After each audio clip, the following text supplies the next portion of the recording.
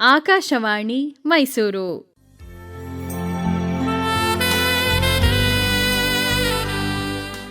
ಕೇಳುಗರಿಗೆಲ್ಲ ನಮಸ್ಕಾರ.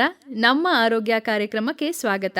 ಇಂದಿನ ಕಾರ್ಯಕ್ರಮದಲ್ಲಿ ನೆಫ್ರೋಟಿಕ್ ಸಿಂಡ್ರೋಮ್ ಕಾರಣಗಳು ಹಾಗೂ ಚಿಕಿತ್ಸೆ ಈ ಕುರಿತು ಮೈಸೂರಿನ ನೆಫ್ರೋ ಯೂರಾಲಜಿ ಸಂಸ್ಥೆಯ ನೆಫ್ರಾಲಜಿ ವಿಭಾಗದ ಮುಖ್ಯಸ್ಥರು ಹಾಗೂ ಪ್ರಾಧ್ಯಾಪಕರಾದ ಡಾಕ್ಟರ್ ಶಶಿಕಿರಣ್ ಕೆಬಿ ಅವರೊಂದಿಗೆ ಸಂದರ್ಶನ.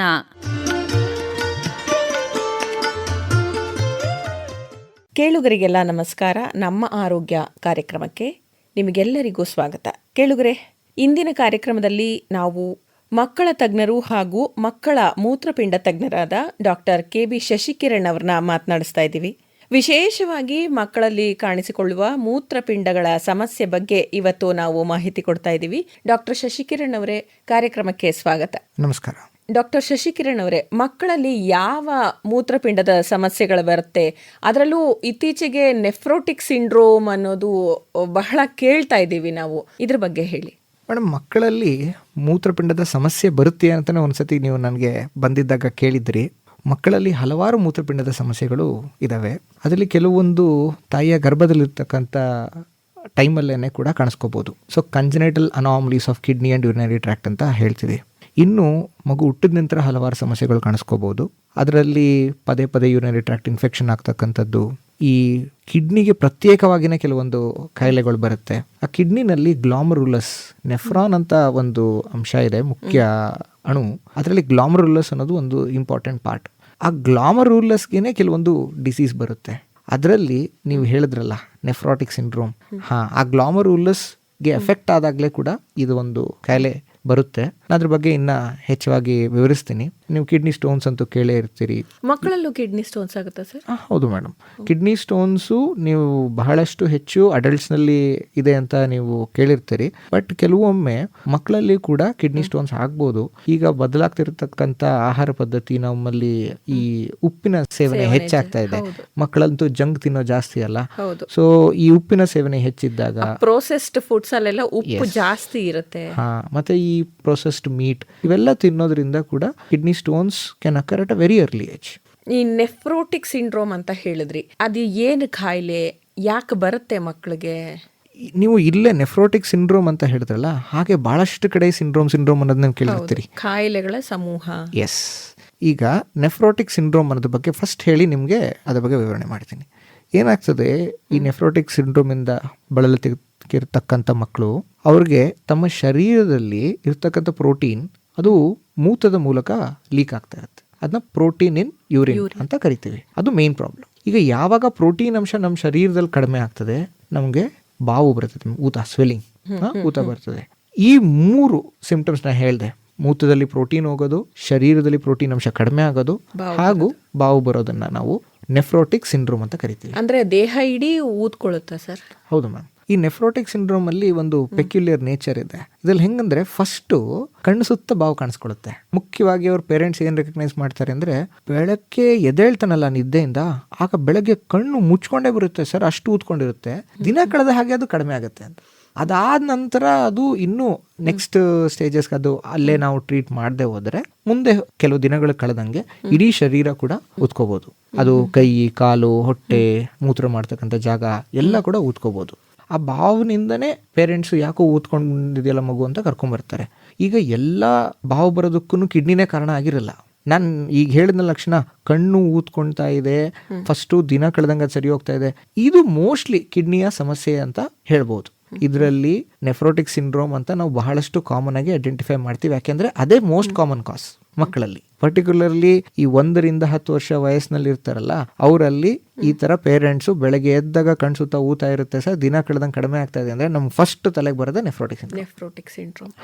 ಇದು ಅಲ್ಲದೆ ಲಿವರಿನ ಸಮಸ್ಯೆ, ಹಾರ್ಟ್ ಸಮಸ್ಯೆ, ಕೆಲವೊಂದು ಅಲರ್ಜೀಸ್, ಇದ್ರಲ್ಲೂ ಕೂಡ ಜನರಲೈಸ್ ಸ್ವೆಲ್ಲಿಂಗ್, ಜನರಲೈಸ್ ಬಾವು ಬರೋದು, ಕೈ ಕಾಲು ಊದ್ಕೊಳ್ಳೋದು, ಹೊಟ್ಟೆ ಊದ್ಕೊಳ್ಳೋದು ಎಲ್ಲ ಬರ್ಬೋದು. ಆದ್ರೆ ಅದ್ರದ್ದು ಸ್ವಲ್ಪ ಗುಣಗಳು ಡಿಫ್ರೆಂಟ್ ಇರುತ್ತೆ. ಈಗ ಬೆಳಗ್ಗೆ ಎದ್ದಾಗ ಕಣ್ಸುತ್ತಾ ಇತ್ತಲ್ಲ, ಅದು ಇಲ್ಲದೆ ಇರ್ಬೋದು. ಹಾಗೆ ಇದು ಮೇನ್ ಸಿಂಪ್ಟಮ್ಸ್ ಆಗತ್ತೆ.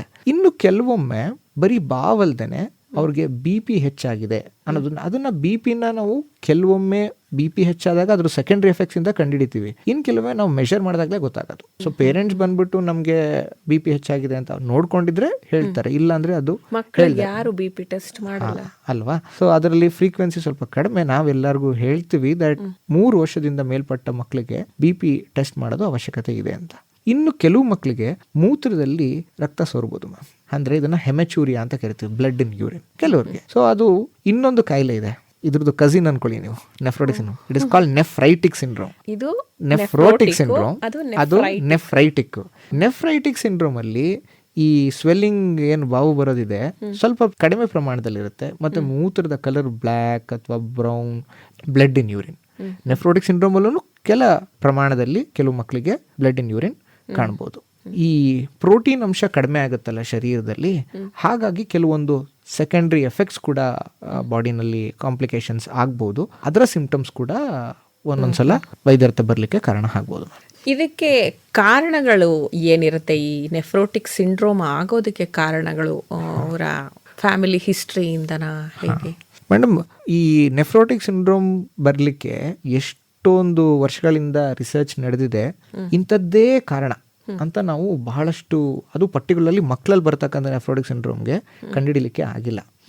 ಕೆಲವೊಮ್ಮೆ ನಾವೇನು ಹೇಳ್ತೀವಿ ಅಂತ ಹೇಳಿದ್ರೆ, ನಮ್ಮಲ್ಲಿ ಈ ರೋಗ ನಿರೋಧಕ ಶಕ್ತಿ ಏನಿದೆ ಕಡಿಮೆ, ರೋಗ ನಿರೋಧಕ ಶಕ್ತಿನಲ್ಲಿ ಸ್ವಲ್ಪ ಬದಲಾವಣೆಗಳಾಗಿ ಅದು ಕಡಿಮೆ ಅಥವಾ ಜಾಸ್ತಿ ಇತ್ತು ಏನೋ ಆಗಿ ಅದರಿಂದ ಒಂದು ಫ್ಯಾಕ್ಟರ್ ಇರಬಹುದು. ಇನ್ನೊಂದು ಕೆಲವೊಂದು ಅನುವಂಶಿಕವಾಗಿ ಬಂದಿರೋದು ಜೆನೆಟಿಕ್ ಕಾಸಸ್, ಅದು ಕೂಡ ಇರ್ಬೋದು.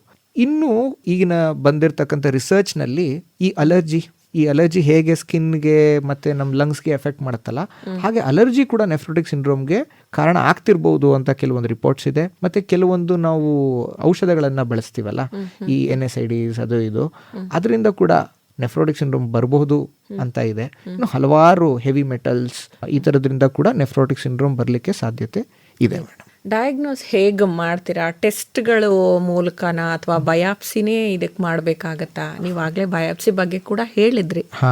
ಮಕ್ಕಳಲ್ಲಿ ನೆಫ್ರೋಟಿಕ್ ಸಿಂಡ್ರೋಮ್ ಈ ಟಿಪಿಕಲ್ ಎಟಿಪಿಕಲ್ ಅಂತ ಇದೆ. ಏನು ಎಟಿಪಿಕಲ್ ಫೀಚರ್ಸ್ ಇಲ್ದಿರೋದನ್ನ ಟಿಪಿಕಲ್ ಅಂತೀವಿ. ಅದರಲ್ಲಿ 1 ರಿಂದ 10 ವರ್ಷ ಇರಬೇಕು, ಮೂತ್ರದಲ್ಲಿ ರಕ್ತ ಸೋರಿಕೆ ಆಗ್ತಿರಬಾರ್ದು, ಕೆಲವು ಬ್ಲಡ್ ಟೆಸ್ಟ್ ಎಲ್ಲ ನಾರ್ಮಲ್ ಇರಬೇಕು, ಕಿಡ್ನಿ ಕೆಲಸ ಕರೆಕ್ಟಾಗಿ ಮಾಡ್ತಿರ್ಬೇಕು, ಪ್ರೋಟೀನ್ ಲೀಕ್ ಆಗ್ತಿರುತ್ತೆ ಬಟ್ ಕಿಡ್ನಿ ಫಂಕ್ಷನ್ ಟೆಸ್ಟ್, ಈ ಯೂರಿಯಾ ಕ್ರಿಯೇಟಿನ್ ಕೇಳಿರ್ತಲ್ಲ ಅದೆಲ್ಲ ನಾರ್ಮಲ್ ಲೆವೆಲಲ್ಲಿ ಇರಬೇಕು. ಇದನ್ನ ಟಿಪಿಕಲ್ ಅಂತ ಕರಿತೀವಿ. ಈ ಟಿಪಿಕಲ್ ನೆಫ್ರೋಟಿಕ್ ಸಿಂಡ್ರೋಮ್ ಡಯಾಗ್ನೋಸ್ ಮಾಡೋದು ಸುಲಭ. ಮೇಯ್ನ್ ಆಗಿ ನಾವು ಮೂತ್ರ ಟೆಸ್ಟ್ ಮಾಡಿಸ್ಬೇಕು, ಕೆಲವೊಂದು ಬ್ಲಡ್ ಟೆಸ್ಟ್ ಮಾಡಿಸ್ಬೇಕು. ಈ ಸಿಂಡ್ರೋಮ್ಗೆ ಫಿಟ್ ಆಗೋದು ಏನೇನು ಹೇಳಿದ್ನಲ್ಲ, ಮೂತ್ರದಲ್ಲಿ ಪ್ರೋಟೀನ್ ಹೋಗ್ತಿದೆ ಅಂತ ಹೇಳಬೇಕು, ಶರೀರದಲ್ಲಿ ಪ್ರೋಟೀನ್ ಅಂಶ ಕಡಿಮೆ ಆಗ್ತಿದೆ, ಮತ್ತೆ ಶರೀರದಲ್ಲಿ ಪ್ರೋಟೀನ್ ಅಂಶ ಕಡಿಮೆ ಆದಾಗ ನಮ್ಮ ಶರೀರದಲ್ಲಿ ಕೊಲೆಸ್ಟ್ರಾಲ್ ಲೆವೆಲ್ ಜಾಸ್ತಿ ಆಗುತ್ತೆ. ಎಲ್ಲಾ ನೆಫ್ರೋಟಿಕ್ ಸಿಂಡ್ರೋಮ್ ಪೇಷಂಟ್ಸ್ಗೂ ಕೊಲೆಸ್ಟ್ರಾಲ್ ಲೆವೆಲ್ ಜಾಸ್ತಿ ಇರುತ್ತೆ. ಇದು ನೀವು ದೊಡ್ಡೋರ್ನಲ್ಲಿ ಹೈ ಕೊಲೆಸ್ಟ್ರಾಲ್ ನೋಡ್ತಿರಲ್ಲ, ಇದಕ್ಕೂ ಡಿಫ್ರೆನ್ಸ್ ಮೇಡಮ್. ಇದ್ರಲ್ಲಿ ಒಂದ್ಸತಿ ನೆಫ್ರೋಟಿಕ್ ಸಿಂಡ್ರೋಮ್ ಕಂಟ್ರೋಲ್ಗೆ ಬಂದ್ರೆ, ಅಂದ್ರೆ ಮೂತ್ರದಲ್ಲಿ ಪ್ರೋಟೀನ್ ಹೋಗೋದು ಕಂಟ್ರೋಲ್ಗೆ ಬಂದ್ರೆ, ಈ ಕೊಲೆಸ್ಟ್ರಾಲ್ ತಂತನಷ್ಟಕ್ಕೆ ತಾನೇ ನಾರ್ಮಲ್ಗೆ ಬಂದ್ಬಿಡುತ್ತೆ. ಆ ಅಡಲ್ಟ್ಸ್ ಅಲ್ಲಿರೋ ಕೊಲೆಸ್ಟ್ರಾಲ್ ತರ ಅಲ್ಲ, ಇದು ಡಿಫ್ರೆಂಟ್ ಇದು. ಸೊ ಹೀಗೆ ನಾವು ಕೆಲವೊಂದು ಬ್ಲಡ್ ಟೆಸ್ಟ್ ಮಾಡಿ ರೋಗ ಲಕ್ಷಣಗಳನ್ನು ಪರಿಗಣಿಸ್ತೀವಿ, ಜೊತೆಗೆ ಸಬ್ಸಿಡರಿ ಆಗಿ ನಾವು ಬ್ಲಡ್ ಟೆಸ್ಟ್ಗಳನ್ನೆಲ್ಲ ಮಾಡಿ ಅವ್ರಿಗೆ ಇದು typical nephrotic syndrome or atypical nephrotic syndrome ಅಂತ ಪರಿಗಣಿಸ್ತೀವಿ. ಅದ್ರಲ್ಲಿ ಏಜ್ ಕೂಡ ಬಹಳ ಇಂಪಾರ್ಟೆಂಟ್ ಆಗ್ತದೆ. ಈ ಎಟಿಪಿಕಲ್ ನೆಫ್ರೋಟಿಕ್ ಸಿಂಡ್ರೋಮ್ಸ್ ಅಂತ ಏನ್ ಹೇಳಿದ್ನಲ್ಲ, ಅವರಿಗೆ ಬಯಾಪ್ಸಿಯ ಅವಶ್ಯಕತೆ ಇದೆ. ಈ ಟಿಪಿಕಲ್ ನೆಫ್ರೋಟಿಕ್ ಸಿಂಡ್ರೋಮ್ಗೆ ನಾವು ಅಸ್ಯೂಮ್ ಮಾಡ್ಕೋತಾ ಇದೀವಿ 90% of the cases minimal change ಇದೆ, ಸೊ ಮಿನಿಮಲ್ ಚೇಂಜ್ ಅಂತ ತಿಳ್ಕೊಂಡೇ ಟ್ರೀಟ್ಮೆಂಟ್ ಕೊಡೋಣ ಅಂತ. ಆದ್ರೆ ಎಟಿಪಿಕಲ್ನಲ್ಲಿ ನಮ್ಗೆ ಇದು ಮಿನಿಮಲ್ ಚೇಂಜಾ ಅಥವಾ ಬೇರೆದ ಅವೆಲ್ಲ ಗೊತ್ತಿರ್ಲಿಕ್ಕಿಲ್ಲ. ಸೊ ಹಾಗಾಗಿ ಅವರಿಗೆ ಬಯಾಪ್ಸಿಯ ಅವಶ್ಯಕತೆ ಇದೆ. ಅದನ್ನು ಕೂಡ ಎಲ್ಲಾರ್ಗೂ ಬ್ಲಾಂಕೆಟ್ ಆಗಿ ಹೇಳಲಿಕ್ಕೆ ಬರಲ್ಲ ಮ್ಯಾಮ್. ಕೆಲವೊಂದು ಕೇಸ್ ಟು ಕೇಸ್ ಪರಿಗಣಿಸ್ತೀವಿ. ಈಗ 11 ವರ್ಷದೊಂದು ಮಗು ಬಂದಿದೆ, ಅದಕ್ಕೆ ಎಲ್ಲಾ ಫೀಚರ್ಸು ಟಿಪಿಕಲ್ ತರ ಇದೆ, ಸೊ ಅವರಿಗೆ may be biopsy plus or minus. ಕೆಲವೊಂದು ಪೇಷಂಟ್ ನ ನೋಡಿದಾಗ ನಮ್ಗೆ ಕ್ಲೂ ಸಿಗುತ್ತೆ ಬಯಾಪ್ಸಿ ಬೇಕಾ ಬೇಡವಾ ಅಂತ. ಆಗ ನೀವು ನಿರ್ಧಾರ ಮಾಡಿ ಅಡ್ವೈಸ್ ಮಾಡ್ತೀವಿ. ಏನು ಟ್ರೀಟ್ಮೆಂಟ್ ಇದೆ? ಈ ನೆಫ್ರೋಟಿಕ್ ಸಿಂಡ್ರೋಮ್ ಆಗಿದೆ, ಡಯಾಗ್ನೋಸ್ ಮಾಡಿದಿರಾ, ಟ್ರೀಟ್ಮೆಂಟ್ ಏನು? ನಾನು ನಿಮಗೆ ನೀವು ಕಾರಣ ಕೇಳಿದಾಗ ಒಂದು ಹೇಳಿದೆ, ನಮ್ಮ ಶರೀರದ ಇಮ್ಯುನಿಟಿ ರಿಲೇಟೆಡ್ ಫ್ಯಾಕ್ಟರ್ಸ್ ಏನಿದೆ ಅದರ ಏರುಪೇರಿಂದ ನಮ್ಗೆ ಈ ಕಾಯಿಲೆ ಬರ್ತಿರ್ಬೋದು ಅಂತ. ಹಾಗಾಗಿ ನಮ್ಮ ಟ್ರೀಟ್ಮೆಂಟ್ ಈ ಇಮ್ಯೂನ್ ಸಪ್ರೆಷನ್, ಅದರಲ್ಲಿ ಮುಖ್ಯವಾಗಿ ನಾವು ಬಳಸ್ತಕ್ಕಂಥದ್ದು ಸ್ಟೀರಾಯ್ಡ್ಸ್. ನೀವು ಪ್ರೆಡ್ನಿಸೋಲೋನ್ ಅಂತ ಕೇಳಿರ್ಬೋದಲ್ಲ, ಒಂದು ಸ್ಟೀರಾಯ್ಡ್. ಈಗ ಸ್ಟೀರಾಯ್ಡ್ ಅಂದ ತಕ್ಷಣನೇ ಎಲ್ಲರಿಗೂ ಸ್ಟೀರಾಯ್ಡ್ ಕೊಡ್ತಾರ, ಆ ಥರ ಸ್ಟೀರಾಯ್ಡ್ ನಲ್ಲಿ ಸೈಡ್ ಎಫೆಕ್ಟ್ಸ್ ಹೆಚ್ಚು ಹಂಗೆ. ಆದರೆ ಈ steroids are the proven treatment. That is the best possible treatment in paediatric nephrotic syndrome. ಮಕ್ಕಳಲ್ಲಿ ಈ ಇಡಿಯೋಪ್ಯಾಥಿಕ್ ನೆಫ್ರೋಟಿಕ್ ಸಿಂಡ್ರೋಮ್ ಏನು ನೋಡ್ತೀವಿ ನಾವು, ಅದಕ್ಕೆ ಸ್ಟೀರಾಯ್ಡ್ಸ್ಗೆ ಚೆನ್ನಾಗಿ ಕೆಲಸ ಮಾಡೋದು. ಸೊ ಹಾಗಾಗಿ ನಾವು ಸ್ಟೀರಾಯ್ಡ್ಸ್ ಕೊಡಬೇಕಾಗ್ತದೆ. ಸ್ಟೀರಾಯ್ಡ್ಸ್ ಜೊತೆಗೆ ಈಗ ಅಫ್ಕೋರ್ಸ್ ಅದು ಹೆಂಗೆ ತನ್ನ ಬೆನಿಫಿಟ್ಸ್ ಹೇಗೆ ಕೊಡುತ್ತೋ ಜೊತೆಗೆ ಸ್ವಲ್ಪ ಸೈಡ್ ಎಫೆಕ್ಟ್ಸ್ ಬಂದೇ ಬರುತ್ತೆ. ಆಮೇಲೆ ಸ್ಟೀರಾಯ್ಡ್ಸ್ ನಾವು ಸ್ವಲ್ಪ ದೀರ್ಘಕಾಲ ಕೊಡೋದು, 2 ದಿನ 3 ದಿನ ಕೊಟ್ಟು ನಿಲ್ಲಿಸ್ತಕ್ಕಂಥದ್ದಲ್ಲ ಇದು. ನಾವು ಕೆಲವೊಮ್ಮೆ 3 months ಹೇಳ್ತೀವಿ, ಅದು ಮತ್ತೆ ರಿಲ್ಯಾಪ್ಸ್ ಆದಾಗ 4 weeks 6 weeks ಹೇಳ್ತೀವಿ. ಕೆಲವೊಮ್ಮೆ ಅವರು ಸ್ಟೀರಾಯ್ಡ್ ಡಿಪೆಂಡೆಂಟ್ ಆಗಿ ಹೋಗ್ತಾರೆ, ಅಂದರೆ ಸ್ಟೀರಾಯ್ಡ್ಸ್ ಇದ್ದರೆ ಕಂಟ್ರೋಲ್ ಇರ್ತಾರೆ, ಇಲ್ಲ ಅಂದಿಲ್ಲ. ಅಂಥವ್ರಿಗೆ ನಾವು 9 ತಿಂಗಳು 10 ತಿಂಗಳು ಎಲ್ಲ ಸ್ಟೀರಾಯ್ಡ್ಸ್ ಕೊಡಬೇಕಾಗ್ತದೆ. ಅದನ್ನು ನಾವು ನೋಡಿ ಒಂದು ನಿಯಂತ್ರಣ ಮಾಡಿ ಆ ಕಾಯಿಲೆನ ಅವ್ರಿಗೆ ಬೇಕಾಗ್ತಕ್ಕಂಥ ಡೋಸ್ನಲ್ಲಿ ಅದರ ಸೈಡ್ ಎಫೆಕ್ಟ್ಸ್ನ ಮಿನಿಮಮ್ ನೋಡಿಕೊಂಡು ನಾವು ಸ್ಟೀರಾಯ್ಡ್ಸ್ನ ಕೊಡಬೇಕಾಗ್ತದೆ. ಸಾಮಾನ್ಯವಾಗಿ ಎಷ್ಟು ದಿನಗಳ ಕಾಲ ಇವರು ಟ್ರೀಟ್ಮೆಂಟಲ್ಲಿ ಇರಬೇಕಾಗತ್ತೆ? ಅದು ಅಷ್ಟೇ ಮೇಡಮ್, ಪ್ರತಿಯೊಂದು ಪೇಷಂಟ್ಗೂ ಸೇಮ್ ಇರೋದಿಲ್ಲ. ಈಗ ಈ ನೆಫ್ರೋಟಿಕ್ ಸಿಂಡ್ರೋಮ್ ಅನ್ನೋದು ಕೆಲವ್ರು ಏನು ಕೇಳ್ತಾರೆ ಅಂದರೆ, ಸರ್ ಈಗ ಬಂದ್ಬಿಟ್ಟಿದೆ, ಇದು ನೀವು ಹೇಳಿದ್ರಿ ಇದು ಬಂದಿದೆ ಯಾವಾಗ, ಈಗ ಡೆಂಗು ಮಲೇರಿಯಾ ಬರೋ ಥರ ಒಂದು ವಾರ 15 ದಿನದಲ್ಲಿ ಗುಣ ಆಗ್ಬಿಡುತ್ತಾ ಅಂತ ಕೇಳ್ತಾರೆ. ನಾನು ಅವ್ರಿಗೆ ಹೇಳೋದು ಹೀಗೆ, ನೋಡಿ ಈಗ ಬಂದಿದೆ ಅಲ್ವಾ, ಇದು ಈ BP ಮತ್ತು ಶುಗರ್ ಥರ ತಿಳ್ಕೊಳ್ಳಿ ಸದ್ಯಕ್ಕೆ. ಈಗ ಅದು ಪ್ರೋಟೀನ್ ಲೀಕ್ ಆಗ್ತಾ ಇದೆ, ನಾನು ಏನೋ ಒಂದು ಟ್ರೀಟ್ಮೆಂಟ್ ಕೊಟ್ಟ ತಕ್ಷಣ ಅದು ಕಡಿಮೆ ಆಗುತ್ತೆ. ಅದನ್ನು ನಾವು ಕ್ಯೂರ್ ಅಂತ ಕರೆಯಲ್ಲ, we call it as remission ಆದ ನಂತರ ಮತ್ತೆ ಯಾವಾಗಾದರೂ ಮತ್ತೆ ಇನ್ನೊಂದು ಸಂದರ್ಭದಲ್ಲಿ ಆ ಮಗುಗೊಂದು ಇನ್ಫೆಕ್ಷನ್ ಆದಾಗಲೋ, ಯೂರಿನರಿ ಟ್ರಾಕ್ಟ್ ಇನ್ಫೆಕ್ಷನ್ ಏನೋ ಸ್ಟ್ರೆಸ್ಗೊಳಗಾದಾಗ ಮತ್ತೆ ಅದು ರಿಲ್ಯಾಪ್ಸ್ ಆಗ್ಬೋದು. ರಿಲ್ಯಾಪ್ಸ್ ಅಂದರೆ ಮತ್ತೆ ಮರು ಕಾಣಿಸ್ಕೊಳ್ಳುತ್ತೆ. ಸೊ ಈ ನೆಫ್ರೋಟಿಕ್ ಸಿಂಡ್ರೋಮ್ ಈ ಟಿಪಿಕಲ್ ಬಗ್ಗೆ ನಾನು ಹೇಳೋದಾದರೆ, ಅದು ಒಂದ್ಸಲ ಬಂತಂದರೆ ಭಾಗಶಃ 50%ಗಿಂತ ಹೆಚ್ಚು ರಿಲ್ಯಾಪ್ಸ್ ಆಗೋದೆ. ಆ ರಿಲ್ಯಾಪ್ಸ್ ಕೂಡ ಎಲ್ಲರಿಗೂ ಒಂದೇ ಥರ ಇರುತ್ತೆ ಅಂತಿಲ್ಲ. ಅಂದರೆ ಕೆಲವೊಬ್ಬರಿಗೆ ಒಂದು ವರ್ಷದಲ್ಲಿ 1 ಅಥವಾ 2 ಸತಿ ಬರುತ್ತೆ, ಅದು ಇನ್ಫ್ರೀಕ್ವೆಂಟ್. ಕೆಲವೊಂದ್ಸಲ 3ಕ್ಕಿಂತ ಹೆಚ್ಚು ಬಂದ್ಬಿಡುತ್ತೆ, ಅದು ಫ್ರೀಕ್ವೆಂಟ್ ರಿಲ್ಯಾಪ್ಸ್. ಈ ರಿಲ್ಯಾಪ್ಸು ರೆಮಿಷನ್ ಆಗೋದು ಈ ಮಕ್ಕಳು ಈ ಹದಿಹರೆಯದ ವಯಸ್ಸಿನಲ್ಲಿ ಮಗುವಿಂದ ಅಡಲ್ಟ್ಸ್ ಆಗ್ತಾರೆ ನೋಡಿ, ಆಗ 80% ಆಫ್ ದಮ್ಗೆ ಹೊರಟೋಗುತ್ತೆ ಈ ನೆಫ್ರೋಟಿಕ್ ಸಿಂಡ್ರೋಮ್. ಆಗ ನಾವು ಅವ್ರಿಗೆ ಕ್ಯೂರ್ ಅಂತ ಕರಿತೀವಿ. ಅಲ್ಟಿಮೇಟ್ಲಿ ಇದರಲ್ಲಿ ಕ್ಯೂರ್ ಮಾಡೋದು ಭಗವಂತನೇ. ಇದು ಇವರ ಬೆಳವಣಿಗೆ ಮೇಲೆ ಏನಾದರೂ ಪರಿಣಾಮ ಬೀರುತ್ತಾ? ಇವರು ಸ್ಕೂಲಿಗೆ ಹೋಗೋದು, ಇವರ ದೈನಂದಿನ ಚಟುವಟಿಕೆಗಳಲ್ಲಿ ಪಾಲ್ಗೊಳ್ಳೋದು, ಇದಕ್ಕೇನಾದ್ರು ಸಮಸ್ಯೆ ಆಗತ್ತಾ? ನೆಫ್ರೋಟಿಕ್ ಸಿಂಡ್ರೋಮಿಂದ ಬಳಲ್ತಕ್ಕಂಥ ಮಕ್ಕಳುಗಳಿಗೆ ಸ್ವೆಲ್ಲಿಂಗ್ ಎಲ್ಲ ಇರುತ್ತಲ್ಲ, ಭಾವ ಎಲ್ಲ ಇರುತ್ತಲ್ಲ, ಆಗ ಅವರು ಹಾಸ್ಪಿಟಲ್ನೇ ಇರಬೇಕಾದಂಥ ಪರಿಸ್ಥಿತಿ ಬರುತ್ತೆ.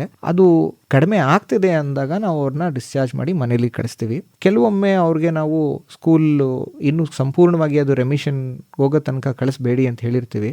ಮತ್ತು ಈ ಕಾಯಿಲೆ ರಿಲ್ಯಾಪ್ಸ್ ರೆಮಿಷನ್ ಆಗ್ತಾ ಇರುತ್ತಲ್ವಾ, ಹಾಗಾಗಿ ಅದು ಮತ್ತೆ ಮತ್ತೆ ಬಂದು ಹೋಗೋದ್ರಿಂದ ಕೆಲವೊಂದು ಸ್ಕೂಲ್ ಆಬ್ಸೆಂಟಿಸಮ್ ಆಗುತ್ತೆ ಮೇಡಮ್, ಆಗಲ್ಲ ಅಂತ ಹೇಳ್ತಿಲ್ಲ.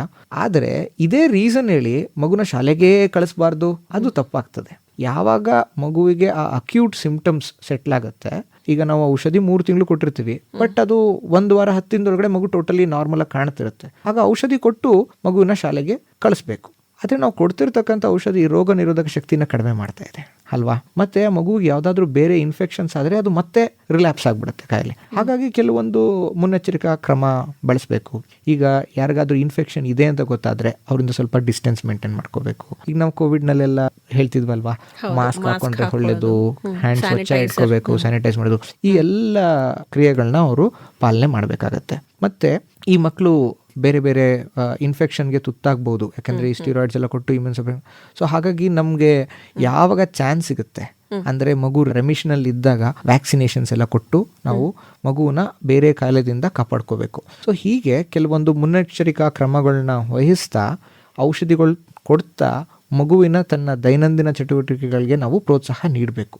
ಅದು ತನ್ನ ವಿದ್ಯೆನ ಕಂಟಿನ್ಯೂ ಮಾಡಬೇಕು. ಸ್ಕೂಲ್ ಆಬ್ಸೆಂಟಿನ as much as possible minimum ಎಷ್ಟು ಸಾಧ್ಯವೋ ಅಷ್ಟು ಅದು ತನ್ನ ಶಾಲೆಗೆ ಹೋಗೋದನ್ನು ಮುಂದುವರಿಸಬಹುದು. ಹೌದು.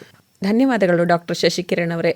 ಇದುವರೆಗೂ ಮಕ್ಕಳಲ್ಲಿ ನೆಫ್ರೋಟಿಕ್ ಸಿಂಡ್ರೋಮ್ ಯಾಕೆ ಬರುತ್ತೆ, ಅದಕ್ಕೆ ಚಿಕಿತ್ಸೆ ಏನು, ಪೋಷಕರು ಯಾವ ರೀತಿ ಮಕ್ಕಳಿಗೆ ಧೈರ್ಯವನ್ನು ತುಂಬಬೇಕು, ಅವರು ಎಷ್ಟು ಧೈರ್ಯವಾಗಿರಬೇಕು, ಈ ಕುರಿತು ನಮಗೆ ವಿವರವಾಗಿ ಮಾಹಿತಿಯನ್ನು ಮಾಡಿಕೊಟ್ಟಿದ್ದೀರಿ. ಅದಕ್ಕಾಗಿ ನಿಲಯದ ಪರವಾಗಿ ಹಾಗೂ ಕೇಳುಗರ ಪರವಾಗಿ ಧನ್ಯವಾದಗಳು. ನಮಸ್ಕಾರ. ನಮಸ್ಕಾರ ಮ್ಯಾಮ್.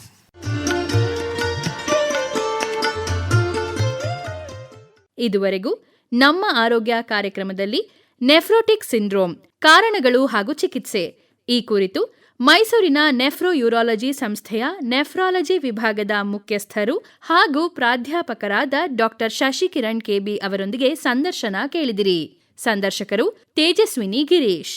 ಈ ಕಾರ್ಯಕ್ರಮ ಆಕಾಶವಾಣಿ ಮೈಸೂರು ಕೇಂದ್ರದಿಂದ ಮೂಡಿಬಂತು.